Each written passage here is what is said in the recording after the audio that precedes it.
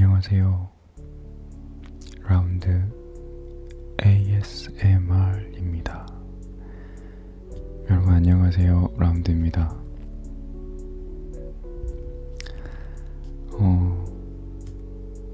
줌 마이크가 왔어요.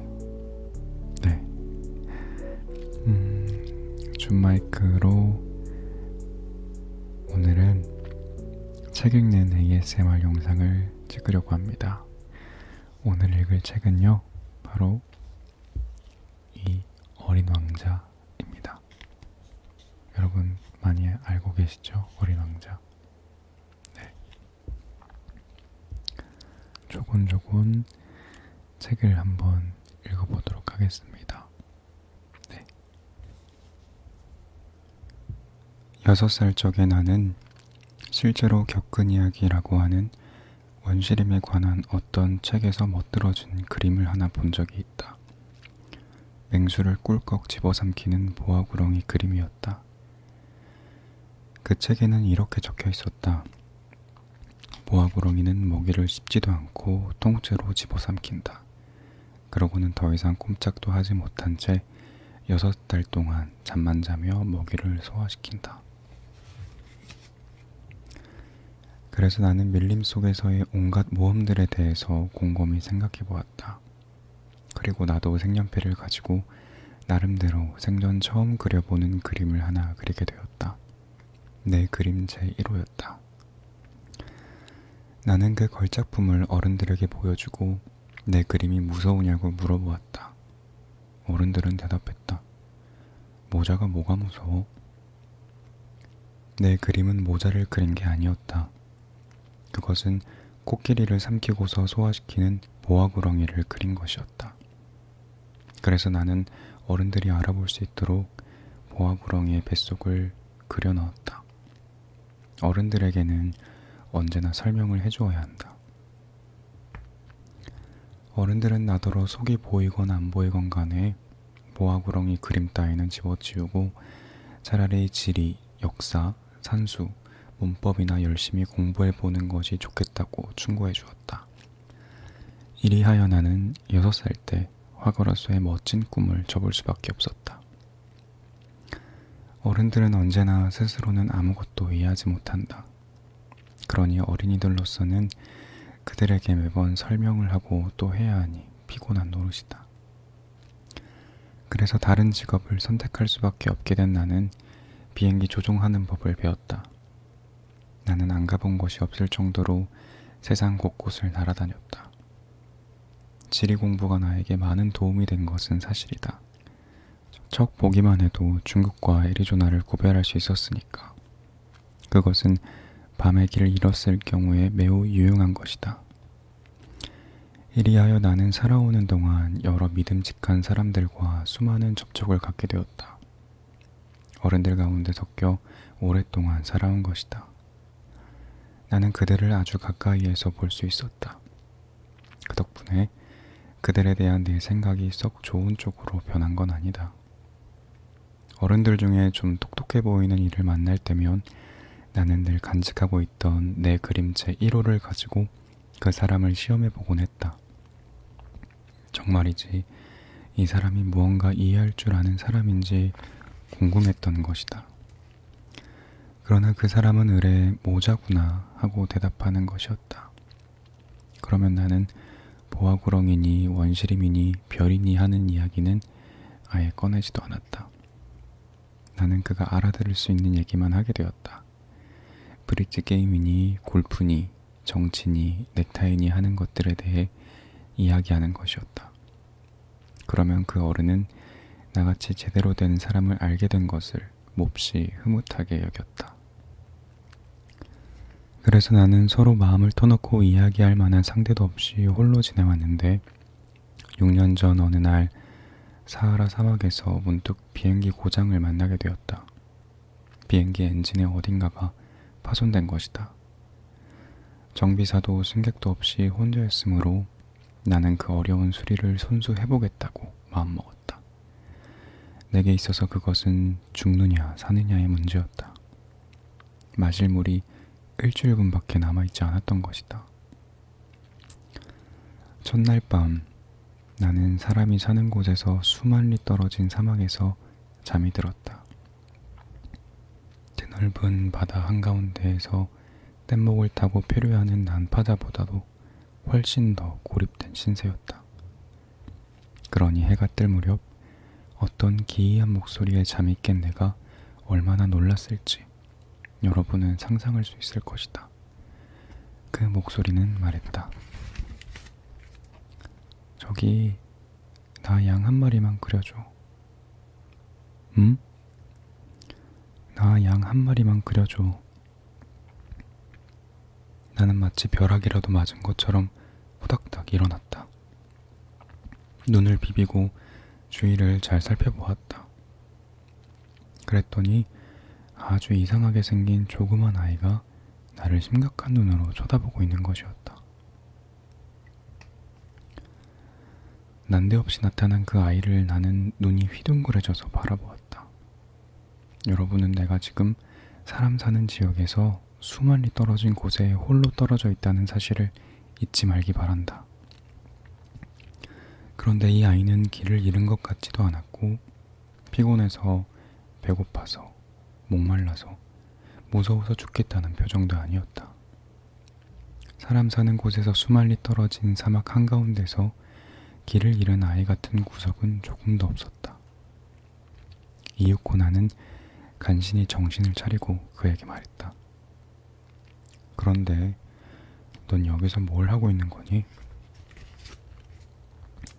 그러자 그는 아주 중대한 일이기나 한 것처럼 아주 나직한 목소리로 같은 말을 되풀이하는 것이었다. 부탁이야. 나 양 한 마리만 그려줘. 너무나 갑자기 놀라운 일을 당하게 되면 감히 거역할 생각을 못하는 법이다. 사람이 사는 지역에서 수만 리 떨어진 곳에서 죽음의 위협을 받고 있는 처지에 너무나도 엉뚱하다는 생각은 하면서도 나는 결국 주머니에서 종이 한 장과 만년필을 꺼냈다.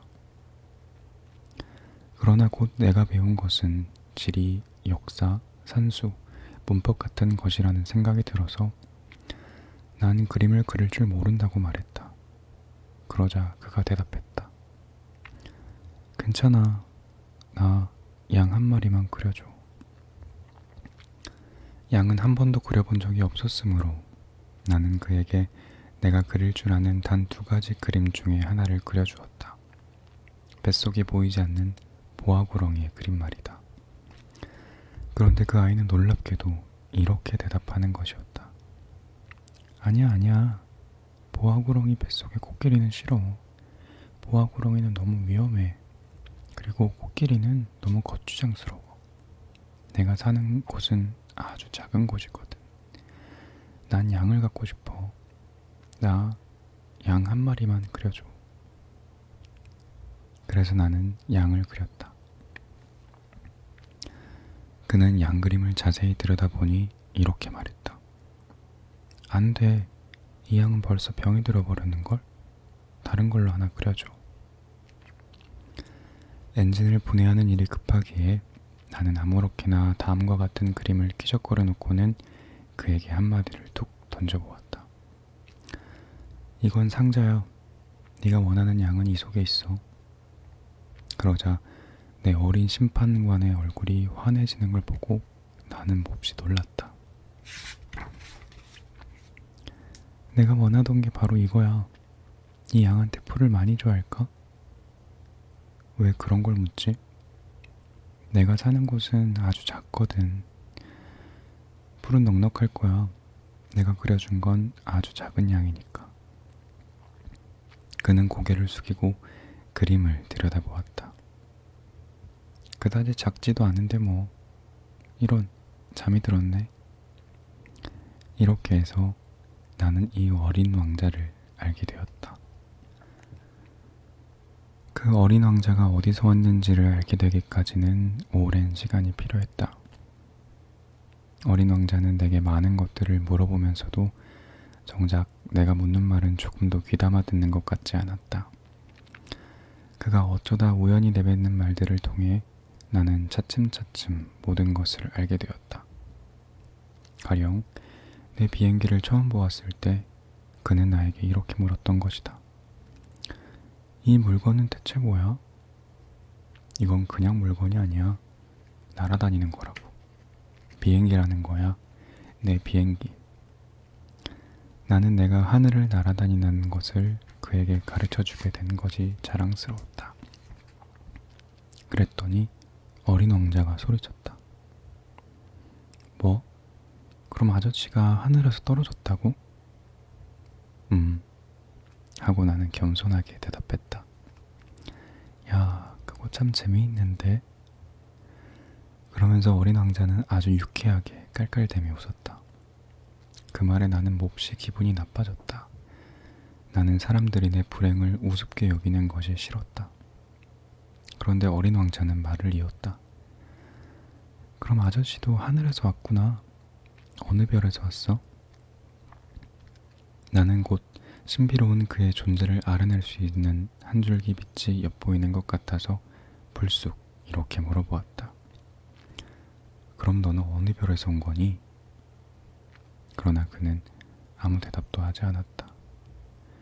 그는 내 비행기를 들여다보면서 가볍게 고개만 끄덕거리고 있었다. 하긴 이런 걸 타고는 그리 멀리서 오지 못했겠는데. 그러고는 꽤 오랫동안 깊이 생각에 잠기더니 내가 그려준 양그림을 주머니에서 꺼내서는 마치 보물인 양 가만히 들여다보고 있었다.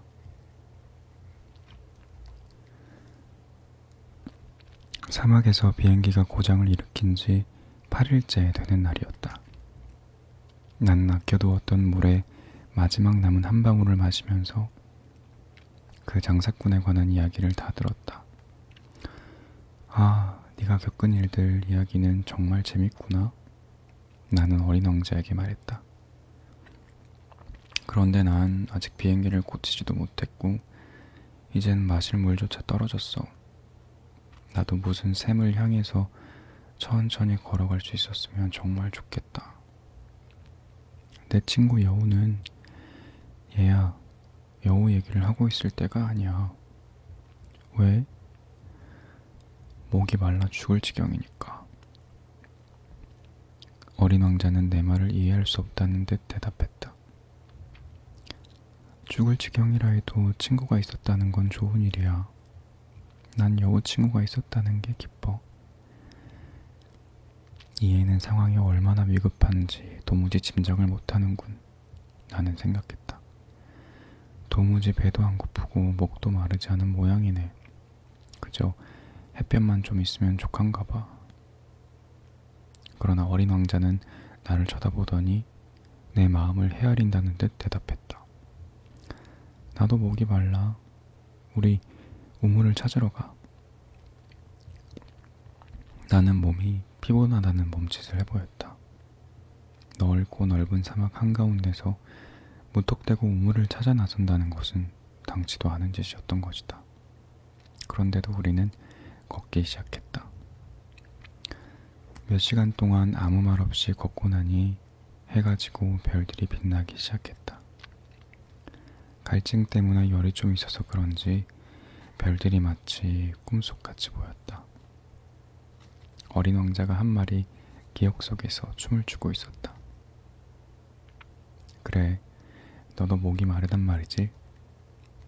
그러나 어린 왕자는 내 물음엔 대답하지 않고 그저 이렇게만 말했다.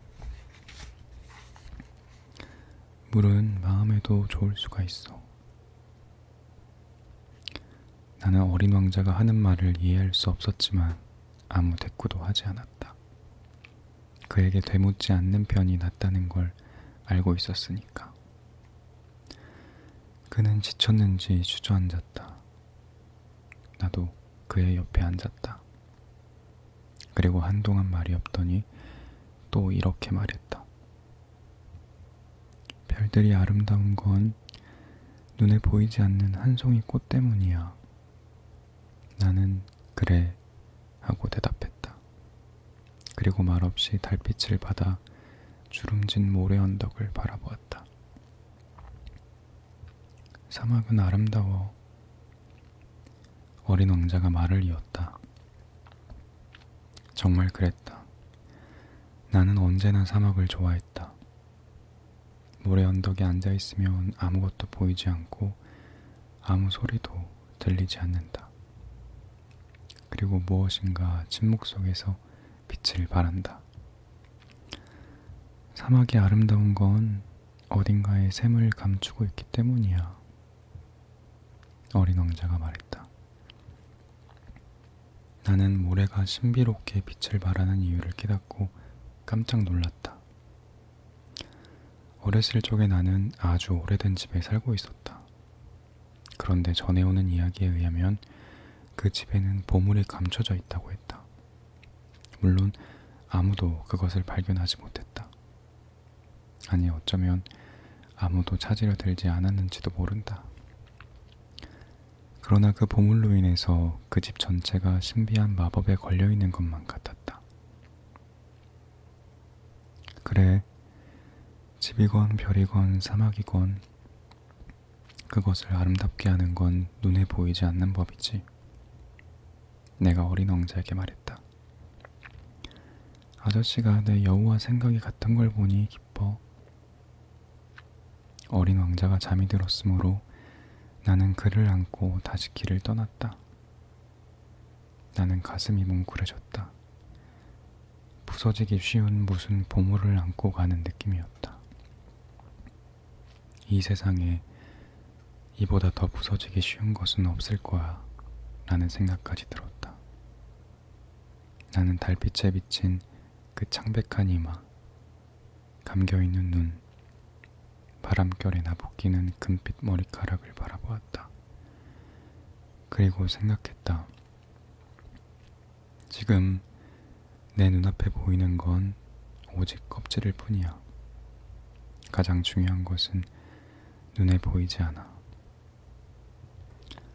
반쯤 벌리고 있는 그의 입술에 어렴풋한 미소가 어려있는 것을 보며 나는 또 생각했다. 이 잠든 어린 왕자가 이렇게까지 내 마음을 감동시키는 것은 꽃 한 송이에 대한 그의 변함없는 마음, 잠들어 있을 때조차도 꺼지지 않는 등불처럼 그의 마음속에 빛나고 있는 한 송이 장미꽃 때문이야. 그래서 나는 그가 더욱 부서지기 쉬운 존재라는 것을 느낄 수 있었다. 당연히 등불을 잘 막아주지 않으면 안 된다. 바람이 거세게 불면 꺼질 수도 있으니까.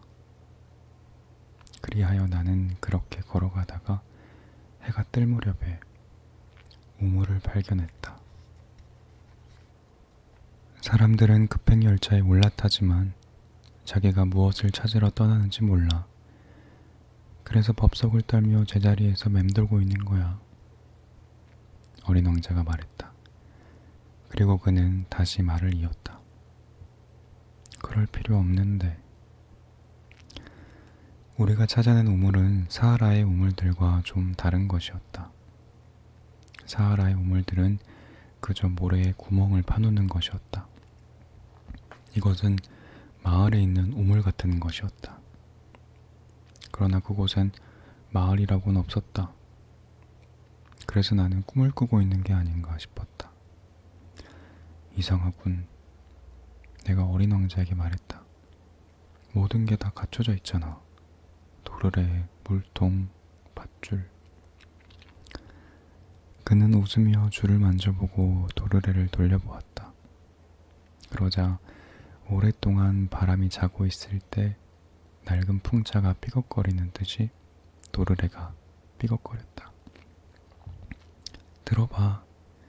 우리가 잠을 깨우니까 우물이 노래를 하잖아. 나는 어린 왕자에게 힘든 일을 시키고 싶지 않았다. 내가 할게. 내가 말했다. 너한텐 너무 무거워. 나는 천천히 우물 전까지 두레박을 당겨 올려서 똑바로 세워놓았다. 내 귀에는 도르래 소리가 쟁쟁하게 울리고 있었고 출렁대는 두레박의 물속에 햇빛이 일렁이는 것이 보였다. 나 이 물을 마시고 싶어. 물을 좀 줘. 어린 왕자가 말했다. 나는 어린 왕자가 무엇을 찾고 있었는지를 깨달았다. 나는 그의 입술에 닿도록 물통을 쳐들어 주었다. 그는 눈을 감고 물을 마셨다. 축제처럼 달았다. 그 물은 보통 먹는 물과는 다른 것이었다. 별빛을 받으며 걸어와서 도르래 소리를 내며 내 두 팔로 힘들게 길어 올린 물이었다. 그것은 선물처럼 마음에 이로운 것이었다. 내가 어린 소년이었을 때 크리스마스 트리의 불빛, 자정 미사의 음악, 따뜻한 미소 같은 것이 이처럼 내가 받은 크리스마스 선물을 온통 황홀한 것으로 만들어주곤 했었다.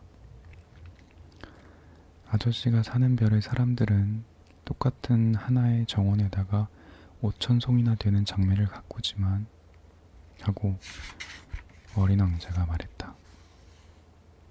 자기들이 찾는 것을 거기서 발견해내지는 못해. 그래, 맞아. 내가 대답했다.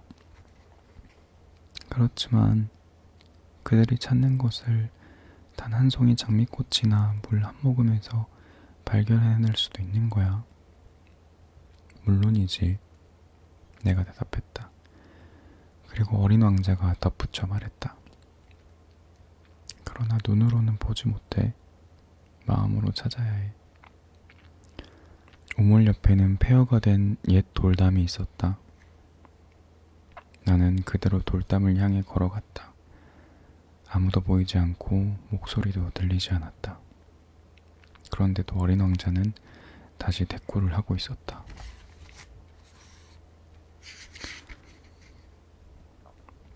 자, 그럼 이제 저리 가. 나 내려갈 거야. 그제야 나는 돌담 밑을 내려다보다가 깜짝 놀라 펄쩍 뛰었다. 거기에는 단 30초 만에 사람을 해치울 수 있는 노란 뱀 하나가 어린 왕자를 향해 몸을 꼿꼿이 세우고 있었던 것이다. 권총을 꺼내려고 주머니를 뒤지며 나는 달리기 시작했다. 그러나 내 발소리에 뱀은 마치 분수가 잦아들듯이 모래 속으로 슬그머니 미끄러지더니 별로 서두르지도 않고 가벼운 금속성 소리를 내며 돌틈으로 사라져버렸다. 그 순간 나는 돌담 밑에 이르러 눈처럼 하얗게 질린 어린 왕자를 간신히 품에 받아 안을 수 있었다. 나는 그가 밤낮 목에 두르고 있는 금빛 목도리를 풀었다. 관자놀이를 물로 적셔준 다음 물을 마시게 했다. 그러나 이제 더 이상 그에게 뭐라고 물어볼 엄두가 나지 않았다. 그는 나를 심각한 얼굴로 쳐다보더니 두 팔을 내 목에 감아 매달렸다. 카빈총에 맞아 죽어가는 새처럼 그의 가슴이 팔딱거리며 뛰는 것이 느껴졌다. 아저씨가 고장난 기계를 고치게 돼서 다행이야. 이제 집으로 돌아갈 수 있겠네. 그걸 어떻게 알지? 정말 뜻밖으로 수리에 성공했다는 것을 그에게 알리러 왔던 참이었다. 그는 내가 묻는 말에는 아무 대답도 하지 않고 말을 계속했다. 나도 오늘 집으로 돌아가. 그리고 쓸쓸한 표정으로 말했다. 그건 훨씬 더 멀고 훨씬 더 어려워. 필시 무슨 심상치 않은 일이 생겼다는 것을 느낄 수 있었다. 나는 그를 어린 아기 안듯이 꼭 껴안았다. 나에겐 아저씨가 그려준 양이 있어. 그리고 양을 넣어두는 상자도 있어. 그리고 굴레도. 그리고 그는 쓸쓸한 웃음을 지어 보였다. 나는 오랫동안 기다렸다. 그의 몸이 차츰 따뜻해지는 것이 느껴졌다. 얘야, 무서웠지? 물론 무서웠을 것이다. 하지만 그는 나직하게 웃었다. 오늘 저녁엔 훨씬 더 무서울 텐데 돌이킬 수 없는 어떤 일이 일어나고 있다는 느낌에 나는 다시금 등골이 서늘해졌다. 예, 난 네 웃음소리를 다시 듣고 싶어. 그러자 그는 나에게 말했다. 오늘 밤이면 1년이 돼. 내 별은 오늘 밤 내가 작년에 떨어졌던 자리 바로 위에 오게 돼. 예, 그 뱀이니 만날 약속이니 별이니 하는 이야기는 모두가 그냥 나쁜 꿈일 뿐이겠지. 그러자 그는 내가 묻는 말에는 대답하지 않았다. 그는 내게 말했다. 중요한 건 눈에 보이지 않는 거야. 물론이지. 꽃도 마찬가지야. 만약 어느 별에 있는 꽃 한 송이를 사랑한다면 밤에 하늘을 쳐다보는 기분이 말할 수 없이 달콤할 거야. 어느 별에나 다 꽃이 피어 있을 테니까. 그럼 물도 마찬가지야. 아저씨가 내게 마시게 해준 물은 음악 같았어. 도르래와 밧줄 때문에. 물맛이 정말 좋았지. 그럼 밤이 되거든 별들을 쳐다봐봐. 내 별은 너무 작아서 어디 있는지 가리켜 보일 수가 없어. 하지만 오히려 잘 됐어. 아저씨에게 내 별은 많은 별들 중 어느 하나일 테니까. 그럼 아저씨는 어느 별을 바라보든 하나같이 다 즐거울 거야. 그 별들은 모두 다 아저씨에겐 친구일 거야. 그리고 참, 나 아저씨한테 선물을 하나 하려고 해. 그가 또 웃었다. 아, 얘야. 난 너의 그 웃음소리가 좋아. 바로 이게 내 선물이야. 물도 마찬가지야. 그게 무슨 뜻이니? 사람들은 다 별들을 바라보지만 그건 같은 별들이 아니야. 여행하는 사람들에게는 별들이 길잡이가 되어주지. 또 어떤 사람들에게는 그저 작은 불빛에 지나지 않아. 학자들에게는 해결해야 할 문제들이고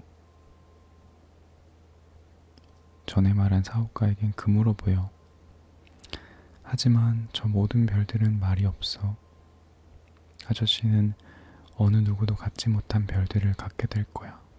그게 무슨 뜻이니? 아저씨가 밤에 하늘을 바라볼 때면 내가 그 별들 중 하나에 살고 있을 테니까. 내가 그 별들 중 하나에서 웃고 있을 테니까. 아저씨에겐 모든 별들이 다 웃고 있는 것처럼 보일 거야. 그러니까 아저씨는 웃을 줄 아는 별들을 갖게 되는 거야. 그는 또 웃었다. 그리고 슬픔이 가시고 나면 아저씨는 나를 알게 된 것을 기뻐하게 될 거야. 아저씨는 언제까지나 나하고 친구로 있을 거고 나와 함께 웃고 싶어질 거야. 그리고 가끔 그냥 괜히 창문을 열겠지. 아저씨가 하늘을 쳐다보고 웃는 걸 보면 친구들이 아주 이상히 여길 테지. 그러면 이렇게 말해줘. 그래, 난 별들을 보면 언제나 웃음이 나와. 그러면 그들은 아저씨가 미쳤다고 생각하겠지. 난 아저씨를 된통 골탕 먹인 셈이 되겠네. 그리고 그는 또 웃었다. 그렇게 되면 나는 마치 별이 아니라 웃을 줄 아는 조그만 방울들을 아저씨한테 잔뜩 준 것이나 마찬가지가 될 거야. 그날 밤 나는 그가 길을 떠나는 것을 보지 못했다. 그는 소리 없이 사라져버린 것이다. 내가 그를 뒤쫓아가 보았더니 그는 작정한 듯 빠른 걸음으로 걸어가고 있었다. 그는 그저 이렇게 말할 뿐이었다. 아, 아저씨구나. 그리고 그는 내 손을 잡았다. 그러나 그는 또 걱정을 말했다. 아저씨가 온 건 잘못이야. 마음이 아플 테니 말이야. 난 죽은 것 같이 보이겠지만 정말로 죽는 건 아니야. 나는 아무 말도 하지 않았다. 알다시피 거긴 너무 멀어. 그래서 나는 이 몸을 가지고는 갈 수가 없어. 너무 무겁거든. 나는 아무 말도 하지 않았다. 그러나 그건 벗어던진 낡은 껍데기나 마찬가지일 거야. 낡은 껍데기가 슬플 건 없잖아. 나는 아무 말도 하지 않았다. 그는 좀 풀이 죽어 있었다. 그러나 다시 힘을 내려고 애썼다. 그건 참 좋을 거야. 나도 별들을 바라보겠어. 별들이 모두 다 녹슨 도르래가 있는 우물이 되겠지. 별들이 모두 다 마실 물을 부어줄 거야. 바로 저기야. 나 혼자 한 발짝만 걸어갈 테니 보고만 있어. 그렇게 말한 어린 왕자는 그 자리에 주저앉았다. 무서웠던 것이다. 그리고 그는 또 말했다. 저 아저씨, 내 꿈 말이야. 난 그 꽃에 대해 책임이 있어. 그런데 그 꽃이 너무나 연약해서 말이야. 그리고 또 너무 순진하고 겨우 보잘것없는 가시 4개를 가지고 세상과 맞서서 자기를 지켜나가야 하거든. 나는 더 이상 서 있을 수가 없어서 주저앉아 버렸다. 그가 말했다. 자, 이게 다야. 그는 또 잠시 망설이더니 다시 일어났다. 그러고는 한 발짝을 내디뎠다. 그의 발목계에서 그저 노란 빛이 반짝했을 뿐이었다. 그는 한순간 꼼짝 않고 그 자리에 서 있었다. 소리도 지르지 않았다. 그는 한 그루 나무처럼 천천히 쓰러졌다. 모래바닥이어서 아무런 소리도 나지 않았다. 그러니까 지금은 벌써 6년이나 지난 일이 되었다. 나는 아직 이 이야기를 한 번도 한 적이 없다. 나를 다시 만난 친구들은 내가 살아 돌아온 것을 보고 무척이나 기뻐했다.